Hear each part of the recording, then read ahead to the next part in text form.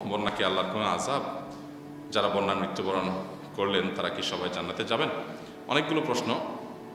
বন্যার থেকে আত্মরক্ষার জন্য বিশেষ কোনো দোয়া নাই, সাধারণ দোয়া আছে, যে কোনো বিপদ আপদ থেকে বাঁচার জন্য দোয়া আছে, সেটা আমরা করব। আর বন্যা যারা দুর্গত আছেন তাদের প্রতি এটা আল্লাহর আযাব, এটা এক কথা বলার কোনো সুযোগ নেই। এটা আল্লাহ তাআলার পরীক্ষা হতে পারে, এটা আযাব নাও হতে পারে, আবার কোনো কোনো ক্ষেত্রে আযাবও হতে পারে। সাধারণত এটা আল্লাহ তাআলার পরীক্ষা হয়ে থাকে, আবার কখনো কখনো আযাব হয়ে থাকে, কখনো কখনো পরীক্ষাও না আযাবও না, মর্তবা বৃদ্ধির কারণ। পৃথিবীর এক এক এলাকার মানুষকে আল্লাহ তাআলা এক একভাবে পরীক্ষা করেন। যে এলাকাটা ধরেন সমুদ্র তীরবর্তী, সেখানে আল্লাহ তাআলা ঝড় জলোচ্ছ্বাস দিয়ে তাদেরকে পরীক্ষা করেন। যারা হয়তো আফ্রিকার জঙ্গলে থাকেন তাদের পরীক্ষা ভিন্ন রকম হয়। যারা ইউরোপের চকচকা ফকফকা শহরে থাকেন তাদের পরীক্ষা অন্যরকমভাবে হয়। কিন্তু এক একজন পরীক্ষা এক একভাবে হয়।